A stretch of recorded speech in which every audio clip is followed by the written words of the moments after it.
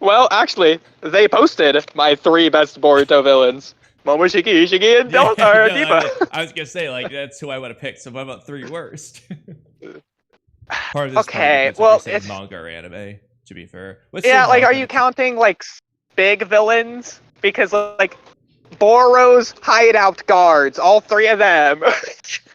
They need to have like enough of a they need to have a name and like Okay. like more screen time than that. Shojoji, I guess. I like him, but not as a character, just for what he does. I like Code. I like Ao. So another thing with the Ao arc I wanted to get into, it's not just the scientific ninja angle, it's Ao's struggle as this legacy character coming out of the 4th Great Shinobi War, which ties in perfectly with Kawaki's dad's struggle coming out of the 4th Great Shinobi War and how he had to cope with it. It shows a different angle of it in that aspect. I love that. I love the fact I did that with Ao. Yeah, no, I think Ao was great. Part of the problem though is this is a really unfair comparison, but it's because it was Ao. If it was Zabuza, people would have loved it. But it's because it was Ao. Nobody cared about Ao. Even Shikaku, who's Shikamaru's dad, I bet you people would have loved it that much more. Although it would have been weird. Yeah. Shikamaru's dad be the villain. But like, if it hypothetically was the case, people would have cared more. It's just because it was Ao. It's something Ao did great. Ao was awesome in that. But Ao is not peak fiction, so. Are we counting 2 Blue Vortex in this? Because if so, my number 2 has to be Kawaki. Really? As a villain so far, yes. Let's start with part 1 first, and then we'll integrate. So as a villain, not as a character. Okay, that's fine. Okay. So villains in part 1, bro. I freaking like. Okay, Kinshiki. I'll count Kinshiki. It's freaking hard. Because, like, Victor isn't in the manga, and he's kind of cool in the anime, but, like, that's the only one I'm leaning towards. He but is in the manga. No, I mean, like, he's not, like, actually in the manga. Like, not really. He is named. I was debating him saying Victor. It seems like a cop-out answer, though. I'm trying to think of someone, like, actually... Like, can we include Boruto anime-only stuff?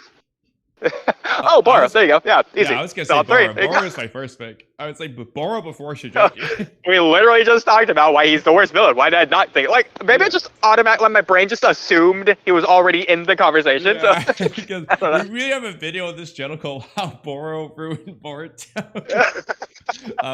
Yeah. Well, okay, I am interested in the anime parts too, but for manga, so if we're not counting Victor, Boro is definitely going on my list. I mean, I guess there's only, you only have a handful of options. You really have Shojoji, Kinshiki, and Delta, I guess. Like, that's all that's left. Delta's cool. Like, Delta's both bad and good in a sense. Because she's, like, pretty one-note, but she does that one note so well. So, yeah, I was gonna say, like, yeah, Delta doesn't do much, but the thing I'll say for Delta is Kinshiki is a cool fight with Sasuke too, but I think Delta had more of an impact character-wise in terms of like putting Kawaki in a position to save Himawari Naruto, and she has more personality. So I'm like, all right, I have to say Kinshiki first, and then Shojoji, I guess, is the only one left. For all those in the comments right now, flabbergasted, exploding that we're not saying Code. He's not even in the discussion for top 3 or so. Go watch my Screenwriter's Perspective channel video on Code, as well as the comments I left behind, which are just further Code analysis, and you'll see why he's actually a good character, and you're just wrong. Yeah, I made a video on it too. Like, I also literally mean nothing. Character, but like, yeah, I think Code is, at least as an antagonist, was awesome. You can argue as a villain, not as good, which I would definitely say. I think Code is better as an antagonist than a villain. The Western audience gets so absorbed in, he took an L. That means he's a bad character. Yeah, especially in 2 Blue Vortex with Kawaki the other day. I was like, bro, Kawaki has not taken the most L's. I was like, you guys know Sasuke's taken more L's in part 1 of Naruto. I'm like, I can't. And that means he's a bad character. Exactly. I'm like, I tallied him up in that Code video, bro. I had 9 Sasuke L's versus Code having 5, including 2 Blue Vortex. Okay, and then Sasuke, it was 9 just part 1, let alone part 2. I was like, bro. Oh my god. I was like, even Madara and Orochimaru read more. I was just like, bro, Code at the lead. I'm like, it. Crazy. Bro, I'm telling you, Gaara had like double the amount of L's of all these characters freaking combined. And the fact they're doing this to my boy Code, unbelievable. Remember when Code was first around, the first like 2 or 3 years before the Code arc, everyone loved Code. I know. He was intriguing. The anime came out. He was funny. Like Code was like some people's favorite freaking characters. Okay, they needed to see more. So we got the Code arc. Everyone was ecstatic to see it. What happened, bro? You know, I'm telling you, it all started with Code's limiters got removed. Well, I won't say that, but I think that's when it really ramped up. It started when Momoshiki was beating him up, or really when he was tying True Essence Boruto, but it's really when his limiters came off. And I think it is for understandable reason, at least in terms of a villain. I do think Code lost his menacing aura as a villain. Ironically, when he powered up, it's when he lost his aura, which is weird, but it's true. I disagree. Everyone on Earth reads that fight backwards. They read it completely wrong. It shows how cool Damon is, not how bad Code is. No, the fight shows how strong Damon is. That is the point. The problem is we never, at any point, have ever seen how strong Code is with his limiters off. We don't see that. But we've heard it, so that's fine. Oodie, would you rather be told or shown in storytelling? I already know the answer to that. Listen. You want to be shown. So I would like to have been shown how strong Code is, but not just told. Because that's why people say it's cap, and it doesn't mean anything. That's why people are like, statements are ass. Okay, if they had shown it, that would have solved that problem. And it just would have been cool to see Code without his limiters on actually do something. Because since then, what happened? He lost to Damon. He lost to Boruto. The Shinjuu completely outpower him now too. It's just like, okay, you know, it doesn't make Code look scary when everyone around him is apparently stronger. Even though he's technically like the third strongest one here. It's just like, you know, it's how they did it. But I will say, show versus tell is like storytelling 101, freaking baby's first screenwriter knowledge. Everyone knows show, don't tell. But it's not 100% accurate. It's not completely true. It's just like a broad, simple idea to help people out. There are instances where it is better to tell rather than to show. I agree, but this is not one of those instances. No, I wasn't arguing that. I was just bringing that up in general, hoping you wouldn't say that. Yeah. like obviously, okay, there are situations where like it's important to tell, like all right. Anyway, anime villains here. This is gonna be tough to pick out the 3. Okay, worst. if we're taking anime only and excluding manga stuff, Isari, top of the game, no questions asked. Isari is your best. Uncompromisable. Wait, hold on. By far, yes. Wait, hold on, real quick. I gotta make sure you're thinking of the right guy. You mean the older brother of Ikada, who was killed by his shit scumbag father, Arami, right? I know. Yes. I know. Yes, I just want to make sure. Bro. Isari, yes. Bro. I know the ending was like the worst thing ever. But that's just because of how good of a character he was at that point. Like, I was hooked from the moment he first arrived. You were like the first person to make me happy about this. I feel like nobody else gave a shit about Isari but me. Isari carried the arc for me. I just loved unironically, yeah. No, he was the best. I just loved him start to finish. Like, bro, this is the guy. And then Arami killed him, and it solidified Arami, the worst character in fiction. Bro, I literally wrote a video, like, in the middle of that arc when it was first coming out of why Isari, like, just saved Boruto, because he's basically Orochimaru 2.0. Isari was the best, bro. I loved him. Is literally the best. I love it. Yes. So glad you said that, yeah. Isari, well, I mean, for anime-only villains, because Deepa, technically, we were a little bit unfair with this. Deepa's an anime villain, but that's how good he is. He gets included with the manga villains. Yeah. So Deepa is the best anime-only villain, but Isari number 2. Yeah, that's fine. Deepa, I'll say, is like mixed anime manga. So how about that? And my technically number 3 is gonna be the fabrications that were with Mitsuki. Sekie. I think all of them play a part, but Sekie in particular, absolutely, obviously. Yeah. He's not as a villain, just as an antagonist, or really just as a character, I guess. Yeah. Just his dynamic with Mitsuki. He made the fabrications, but like the rest of them were cool too. Ku obviously thrown in there. I forget their names, so like if you say them, I'll obviously know them. The girl and then the redheaded guy. Not only their fights with Sarada and freaking Garaga, the fact that happened was crazy, but then the redhead guy, the way he died, is one of my favorite scenes in Boruto. Yeah, Sekie, Ku, Kirara. I always get the names. I always forget the names of the other guys. Yeah. But anyways, I'd definitely say Sekie, number 2 or 3, whichever you want to consider it. Okay, yeah. And you get another I guess if that's anyway. 3, that's my list. No, okay, another pick. Sure. Because we won't count Eva. Good. I'm just thinking out loud here. Jaggy isn't a villain. That was Himawari's wolf, but like it's not really a character anyways. That's more so what Jaggy did for Himawari and Kawaki. Villain of that anyway. You got okay. This is gonna sound funny again. I'm thinking out loud here. These aren't my choices. I'm just thinking out loud, going through the possibilities as like who could contend for best villain. You got the Naruto parent-child day event. Yeah. The guy that Naruto chased who stole the Kurama pet, and Kurama's like, no, bro, use your own powers.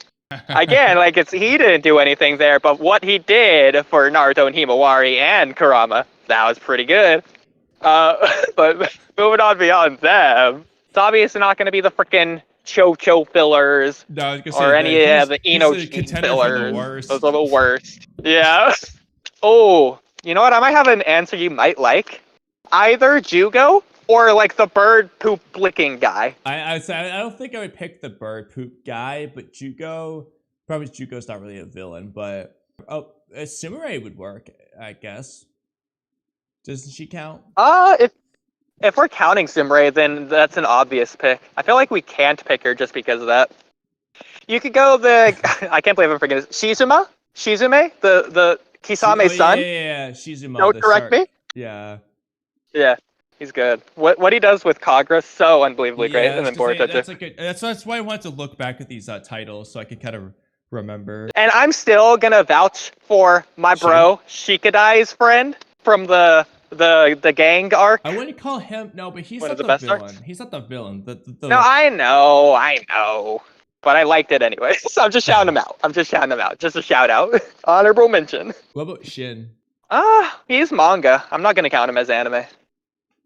Well, I mean, he is in the anime. He's not in the Boruto manga. He's in the Naruto Gaiden. Well, they're all in the anime. Okay. Technically, he's in the Naruto manga. Yeah, you're right. I guess you count him anyway. No, I don't think I would count Shin. Both at the top and the bottom. Yeah, Urishiki's in my top 3 and my worst 3. No, I don't think I'm going to count Urashiki for bad either way. I just like Urashiki, so I'm going to count him at the top. Great. Yeah, I'm going to count him on the same tier as Deepa, just like slightly less, just like in that same like mixed anime manga category. Yeah, but I do think Deepa is like substantially better. Because Deepa lacks most of the problems Urashiki had, and he just does more as a villain. But they both have great. Yeah, Deepa actually led to something. Yeah, Deepa actually did something. Urashiki was just a personality. Like, Urashiki's lovable, but he didn't do anything. It's kind of like if Goofy Toby just was the Goofy Toby, that was the villain. You love him, but he didn't do anything. God. Unless there's just some villain that I'm forgetting in like a one-off episode, like if you count like the Metal Lee, Anxiety Fist, one of those episodes, there might be some there. One of the freaking bank robbers that Konohamaru Rasengans, one of the village people that Konohamaru Rasengans. Yeah, I guess just Benny. I don't know. Isn't there someone that steals Mitsuki's cat? Mizazuki? Yes, what is his cat's name? Mikazuki? Yeah, that guy actually was who I was gonna bring up in that Mitsuki, couple of Mitsuki episodes. Yeah, the guy Konohamaru Rasengans and the other guy that they do the Boruto stream on. Oh, you know what? Himawari's teacher. I did like her as a villain. Hana Sensei. That's who I was thinking of. Hana Sensei, yeah. Olga. Yeah. She's good. She's not really... The thing is, it's almost like... What's a good comparison? I'm trying to think of a comparison that isn't stupid. The only comparison that's coming to my mind is like those rain ninja who pretended to be Naruto. So like when they're Naruto, would you count them in their totality of being a villain as bad? Because technically that's like 90% of Oga. Is like 90% of the time she isn't who she actually is. And so, like, the last episode is where she's revealed to be Oga. Do you count the entirety of the arc as her Yes. being the villain the whole time, but like as a different personality? Yeah, But like, she's not being Oga. She's being a fake other person that isn't at all like Oga. But that plays into her villainous nature. Oh, you know what? I guess Sumere's arc is a good example. Sumere's not the bad guy until like the very end. Except in this case, it's like Oga is like way later compared to Sumere. Like Oga's like last minute villain. Yeah, but like all along she was being a villain. So I think you have to count. You just have to count what she was doing behind the scenes and how her acting plays into everything. Like okay, then I'm gonna count her as middle of the road. She wasn't the best. She was really cool at the end, but like throughout the arc, she wasn't anything that special. She's more like an obstacle than a character. But even then, she's not really even a character. So I don't know. Here's a funny one. The people who kidnapped Amato during these new tuning exams. Bro, you're the one that said they had to be named. Get out of here with that. What about I forgot his name, but the big fat dude in the prison arc that not Shijoji, not the guy he's pretending to be, but the guy who's like the warden of the, you know what I'm talking about? Nah, bro, he's middle of the road too. He's not anything special. Oh, you know what? Those purple-haired brothers were pretty cool. They're not like, they're not peak, but they're better than average. I thought they had really cool moments. A lot of people did. Yeah, like the episode where like the I think Boruto stuck in like the mud or whatever, the like quicksand with them. That was a good episode. I love that episode. It really showed the dynamics between the brothers, so I really liked the fact that they cared. They had motivations and goals and things they actually desired, and they fought for those things. That was really good, even as a sacrifice. One off, but yeah, still good. The first half of the car actuation arc is, you know, like before Deepa really steps in, it's noticeably not as good. But, like, it's still good. It's still one of the better arcs, I think. Like, even that first half, I like more than most of the other arcs. Okay, I think Sumere is a good contender for anime onlys. Obviously, Deep Bunny, sorry. Okay. That probably is just, like, the list right there. Yeah. But Shizuma, I mean, at this point, we did, like, a top 20 instead. Yeah, no, we just talked about every single villain. Yeah, for the worst, the Chocho villain. Yeah. The one from the Konohamaru Remon episodes. Oh, yeah. The ghost thing. Probably like a third JoJo. Ghost thing, so stupid. Or maybe just like the one who like stole Mitsuki's cat, or one of the like shapeshifters Inojin had to find or whatever. Oh, yeah. The bird dude's henchman. If you want to count them, then like Parent-Child Day. Story, the Chocho and Choji's villain. The eating competition opponent. Dude contest. Yeah, that's what I was gonna say. That's funny, we're on the same page. Oh god.